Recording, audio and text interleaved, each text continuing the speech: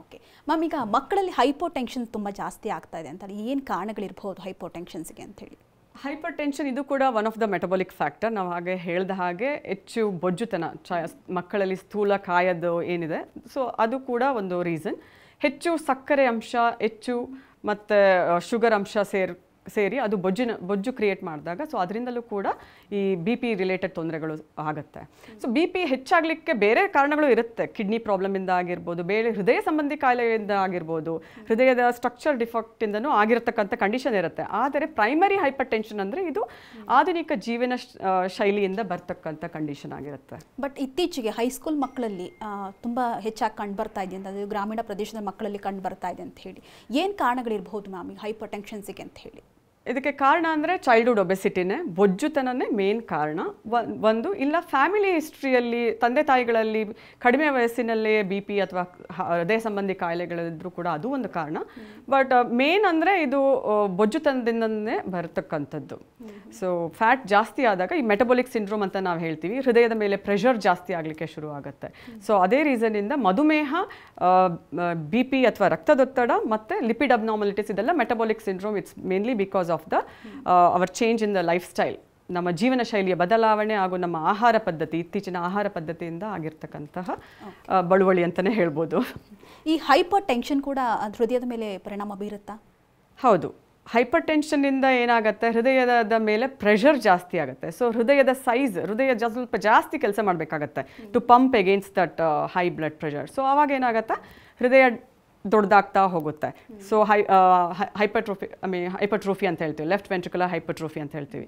ಕ್ರಮೇಣ ಅದು ಟ್ರೀಟ್ಮೆಂಟ್ ತೊಗೊಂಡಿಲ್ಲ ಅಂದರೆ ಅದು ಹಾರ್ಟ್ ಫೇಲ್ಯೂರ್ಗಾಗುತ್ತೆ, ಹಾರ್ಟ್ ಫೇಲ್ಯೂರ್ಗೆ ಹೋಗುತ್ತೆ. ಹಾಗೆ cardiac arrest in latest stage. S.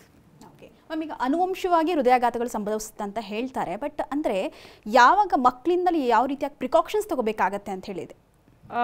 ಅನುವಂಶಿ ಅಂದರೆ ಕೆಲವೊಂದು ಕಂಡೀಷನ್ಸ್ ಅನುವಂಶಿಯಾಗಿ ಬರುತ್ತೆ. ಕಾರ್ಡಿಯೋಮಯೋಪತಿ ಇರ್ಬೋದು ಅಥವಾ ಬೇರೆ ಕಂಡೀಷನ್ಸ್, ಸಣ್ಣ ಲಿಪಿಡ್ ಅಬ್ನಾರ್ಮಲಿಟೀಸ್ ಕೂಡ ಅನುವಂಶೀಯವಾಗಿ ಹೋಗುತ್ತೆ.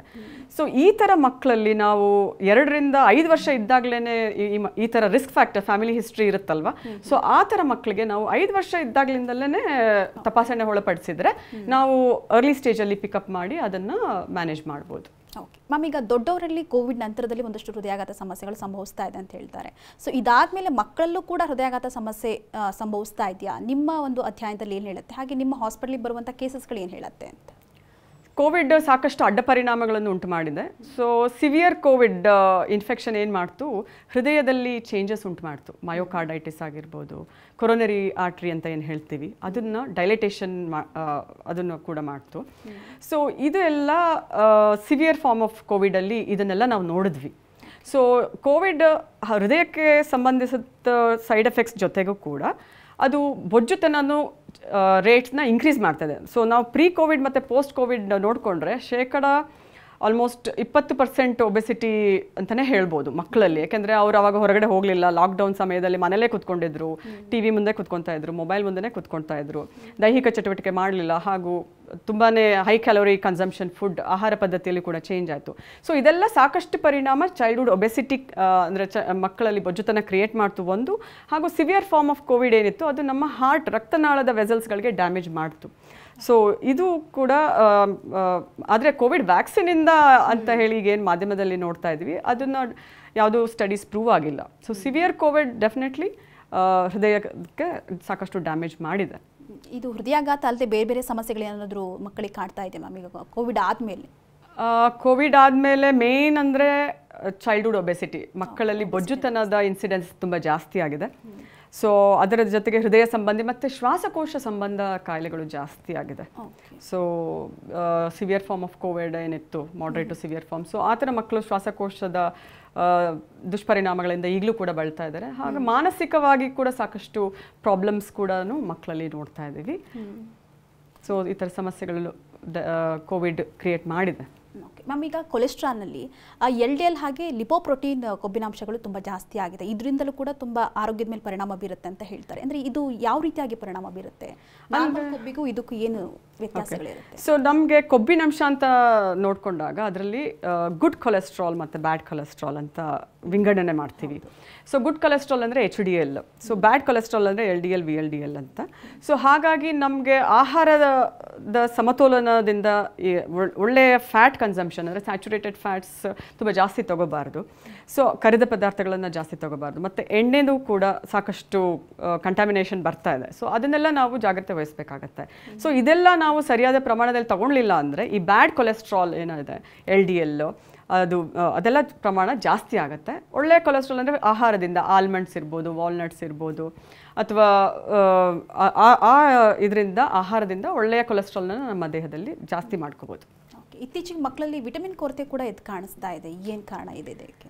ಸೇಮ್ ಬದಲಾದ ಆಹಾರ ಪದ್ಧತಿಯಿಂದ ಮಕ್ಕಳಿಗೆ ಪೋಷಕಾಂಶ ಸರಿಯಾದ ಪ್ರಮಾಣದಲ್ಲಿ ಸಿಗ್ತಾ ಇಲ್ಲ. ಅವರು ಸಮತೋಲನ ಆಹಾರವನ್ನು ತಗೊತಾ ಇಲ್ಲ. ಸೊ ಫಾಸ್ಟ್ ಫುಡ್ಸ್ ಮೊರೆ ಹೋಗ್ತಾ ಇದ್ದಾರೆ. ಹೆಚ್ಚು ಸಕ್ಕರೆ ಇರುವಂತಹ, ಹೆಚ್ಚು ಉಪ್ಪಿನಂಶ ಇರತಕ್ಕಂತಹ ಫುಡ್ಡನ್ನು ಅವರು ತುಂಬ ಇಷ್ಟಪಡ್ತಾ ಇದ್ದಾರೆ. ಸೊ ಹೆಲ್ತಿ ಫುಡ್ ಅಂದರೆ ಅವ್ರಿಗೆ ಇಷ್ಟ ಆಗೋದಿಲ್ಲ, ಯಾಕೆಂದರೆ ಆ ಥರ ಬದಲಾವಣೆ ಬಂದಿದೆ ಈಗ ಆಧುನಿಕ ಜೀವನ ಶೈಲಿಯಿಂದ. ಸೊ ಹಾಗಾಗಿ ಅದರ ಸಮಸ್ಯೆ ಕಾಣ್ತಾ ಇದ್ವಿ. ಓಕೆ ಮ್ಯಾಮ್, ಇವತ್ತಿನ ಎಜುಕೇಷನ್ ಸಿಸ್ಟಮ್ ಮಕ್ಕಳಿಗೆ ಮಾನಸಿಕವಾಗಿರ್ಬೋದು ಅಥವಾ ದೈಹಿಕವಾಗಿರ್ಬೋದು ಎಷ್ಟು ಸಮಸ್ಯೆಗಳನ್ನು ತಂದೊಡ್ತಾ ಇದೆ, ಎಷ್ಟು ಅನುಕೂಲ ಆಗ್ತಾ ಇದೆ ಇದರಿಂದ ಅಂತ ಹೇಳಿ? ಈಗಿನ ಎಜುಕೇಷನ್ ಸಿಸ್ಟಮ್ ಹೇಳಿದ್ರೆ ತುಂಬಾ ಕಾಂಪಿಟೇಷನ್ ಇದೆ, ಮಕ್ಕಳಿಗೆ ಸಾಕಷ್ಟು ಒತ್ತಡ ಇದೆ. ಒಂದು ಅಕಾಡೆಮಿಕ್ ಒತ್ತಡ ಇದೆ, ಮನೆಯಲ್ಲಿ ಕೂಡ ಪ್ರೆಷರ್ ಜಾಸ್ತಿ ಇರುತ್ತೆ, ತಂದೆ ತಾಯಿಗಳಿಂದ ಪ್ರೆಷರ್ ಜಾಸ್ತಿ ಇರುತ್ತೆ. ಸೊ ಸ್ಕೂಲ್ಗಳಲ್ಲಿ, ಕೆಲವು ಸ್ಕೂಲ್ಗಳಲ್ಲಿ ಪ್ಲೇ ಗ್ರೌಂಡ್ಸ್ ಇರೋದಿಲ್ಲ, ದೈಹಿಕ ಚಟುವಟಿಕೆಗಳಿಗೆ ಅಷ್ಟೊಂದು ಇಂಪಾರ್ಟೆನ್ಸ್ ಕೊಟ್ಟಿರಲ್ಲ. ಹಾಗೂ ಶಾಲಾ ಶಿಕ್ಷಕರ ಪಾತ್ರ ಕೂಡ ಮುಖ್ಯ ಆಗುತ್ತೆ. ಅವರು ಮನೆಯಲ್ಲಿ ತಂದೆ ತಾಯಿಗಳು ಹೇಳಿದ್ದನ್ನು ಮಕ್ಕಳು ಕೇಳೋದಿಲ್ಲ, ಶಿಕ್ಷಕರು ಹೇಳಿದ್ದನ್ನು ಕರೆಕ್ಟಾಗಿ ಕೇಳ್ತಾರೆ. ಸೊ ಶಿಕ್ಷಕರು ಯಾವುದು ಒಳ್ಳೆಯ ಆಹಾರ, ಯಾವುದು ಜಂಕ್ ಫುಡ್, ಇದರ ಪರಿಣಾಮ ಏನಾಗುತ್ತೆ, ಬೊಜ್ಜುತನ ಅಂದ್ರೇನು, ಅದರ ದುಷ್ಪರಿಣಾಮಗಳು ಏನು ಅಂತ ಮಕ್ಕಳಿಗೆ ತಿಳುವಳಿಕೆ ನೀಡಬೇಕು. ಸೊ ಅದು ಲಾಂಗ್ ರನ್ನಲ್ಲಿ ತುಂಬಾ ಹೆಲ್ಪ್ ಆಗುತ್ತೆ. ಸೊ ಹಾಗೆಯೇ ಶಾಲಾ ವಾತಾವರಣದಲ್ಲಿ ಏನು ಕ್ಯಾಂಟೀನ್ ಅಂತ ಏನಿರುತ್ತೆ, ಸೊ ಅದರಲ್ಲೂ ಕೂಡ ಜಂಕ್ ಫುಡ್ ಅವೈಲಬಿಲಿಟಿ ಅಥವಾ ಈ ಸಿಹಿ ಪಾನೀಯಗಳನ್ನು ಅದನ್ನು ಮಾರಾಟದ ಬಗ್ಗೆ ಸ್ವಲ್ಪ ರೆಗ್ಯುಲೇಷನ್ಸ್ನ ನೋಡಬೇಕಾಗತ್ತೆ. ಈಗ CBSE ಬೋರ್ಡ್ ಮತ್ತು ICSE ಬೋರ್ಡ್ ಕೂಡ ಇದನ್ನು ನೋಡಿಬಿಟ್ಟು ಸಲಹೆಗಳನ್ನು ನೀಡಿದೆ. ಸೊ ಬರ್ತ್ಡೇ ಟೈಮಲ್ಲಿ ಈ ಥರ ಬಿಸ್ಕೆಟ್ ಕೊಡೋದು ಅಥವಾ ಚಾಕ್ಲೇಟ್ ಕೊಡೋದನ್ನು ನಿಲ್ಲಿಸಿ ಅಂತ ಹೇಳಿ, ಯಾವುದಾದ್ರೂ ಉಪಯೋಗ ಆಗೋಂಥದ್ದು ಅಂದರೆ ಲೈಕ್ ಪೆನ್ಸಿಲ್ಸ್, ಇರೇಸರ್, ಕ್ರೇಯಾನ್ಸ್ ಈ ಥರ ಮಕ್ಕಳಿಗೆ ಎನ್ಕರೇಜ್ ಮಾಡಿ ಅಂತ ಕೂಡ ಇನ್ಸ್ಟ್ರಕ್ಷನ್ಸ್ ಕೊಟ್ಟಿದೆ. ಹಾಗೆಯೇ ನಮ್ಮ ಸೇಫ್ ಪ್ಲೇ ಏರಿಯಾಸ್ ಇರಬೇಕು ಶಾಲೆಗಳಲ್ಲಿ, ಪ್ಲೇ ಗ್ರೌಂಡ್ ತುಂಬ ಇಂಪಾರ್ಟೆಂಟ್ ಆಗುತ್ತೆ. ಸೊ ಹಾಗೆಯೇ ಸಮಾಜದಲ್ಲಿ ಹೇಳಬೇಕು ಅಂದರೆ ಸೇಫ್ ವಾಕಿಂಗ್ ಪಾತ್ವೇಸ್ ಇರಬೇಕು, ಸೇಫ್ ಪ್ಲೇ ಗ್ರೌಂಡ್ಸ್ ಇರಬೇಕು, ಮತ್ತು ಸ್ಕೂಲ್ಗಳಲ್ಲಿ ಹೆಲ್ತ್ ಚೆಕಪ್ಸ್ ಆಗಬೇಕು, ಆ್ಯನ್ಯುವಲ್ ಹೆಲ್ತ್ ಚೆಕಪ್ಸ್ ಆಗಬೇಕು. ಮಗುವಿನ ತೂಕದ ಬಗ್ಗೆ ಮಾಹಿತಿ ಇರಬೇಕು, ಮಗುವಿನ BMIನ ಪ್ರಮಾಣ ಸರಿಯಾದ ಮಕ್ಕಳ ತಜ್ಞರಿಂದ ಮಾಡಿಸ್ಬೇಕಾಗತ್ತೆ. ಸೊ ಯಾವ ಮಕ್ಕಳಲ್ಲಿ ಏನಾದರೂ ಒಂದು ಚೂರು ವ್ಯತ್ಯಾಸ ಇದ್ದರೆ ಅದನ್ನು ಪೋಷಕರಿಗೆ ತಿಳಿಸ್ಬಿಟ್ಟು ಅದನ್ನು ನೋಡ್ಕೋಬೇಕಾಗತ್ತೆ. ಇತ್ತೀಚೆಗೆ ಮ್ಯಾಮ್ ಈಗ ಶಾಲೆಗಳಲ್ಲಿ ಅಷ್ಟೇ ಅಲ್ಲದೆ ಪೋಷಕರು ಕೂಡ ಮಕ್ಕಳ ಮೇಲೆ ಸಾಕಷ್ಟು ಒತ್ತಡ ಹೇರ್ತಾ ಇದ್ದಾರೆ, ಓದಿ ಓದಿ ಓದಿ ಮಕ್ಕಳಿಗೆ ಇದು ಒತ್ತಡ ತುಂಬ ಜಾಸ್ತಿ ಆಗ್ತದೆ ಅಂತ ಹೇಳಿ, ಹೌದಾ? ಹೌದು, ಕಾಂಪಿಟೇಷನ್ ಆ ಥರ ಇದೆ. ಹಾಗಂತ ಎಲ್ಲ ಮಕ್ಕಳು ಆ ಕಾಂಪಿಟೇಷನ್ನ ಸ್ಟ್ರೆಸ್ ತಡ್ಕೊತಾರೆ ಅಂತ ಇಲ್ಲ. ಸೊ ಆ ಪ್ರತಿಯೊಂದು ಮಗುನೂ ಡಿಫ್ರೆಂಟು, ಯಾವ ಮಗುನೂ ಕೂಡ ನಾವು ಕಂಪೇರ್ ಮಾಡೋಕ್ಕಾಗಲ್ಲ. ನೋಡು ಅವನು ಅಷ್ಟು ಜಾಸ್ತಿ ತೆಗೆದ, ನೀನು ಈ ಥರ ಇಷ್ಟು ಕಡಿಮೆ ತೆಗೆದಿದ್ದೀನಿ, ಆ ಥರ ಎಲ್ಲ ಕಂಪೇರ್ ಮಾಡೋಕ್ಕಾಗಲ್ಲ. ಆ ಮಗುವಿಗೆ ಏನು ಇಷ್ಟ, ಅದು ಮಗುವಿನ ಶಕ್ತಿ ಏನು ಅಂತ ತಂದೆ ತಾಯಿಗಳು ನೋಡ್ಕೋಬೇಕು. ಅದಕ್ಕೆ ಸರಿಯಾಗಿ ಅವರು ಮಗುವಿನ ವಿದ್ಯಾಭ್ಯಾಸದ ಕಡೆ ಗಮನ ಕೊಡಬೇಕು ಹೊರತು ಸುಮ್ಮನೆ ಯಾರೋ ತುಂಬ ಚೆನ್ನಾಗಿ ತೆಗೆದಿದ್ದಾರೆ ಮಾರ್ಕ್ಸು, ನೀನು ಅಷ್ಟೇ ತೆಗಿಬೇಕು ಅಂತ ಹೇಳಿಬಿಟ್ಟು ಆ ಮಗುವಿಗೆ ತುಂಬ ಒತ್ತಡ ಕೊಡೋದು ಸಾಕಷ್ಟು ಮಗುವಿನ ಆರೋಗ್ಯದ ಮೇಲೆ ಪರಿಣಾಮ ಬೀಳುತ್ತೆ.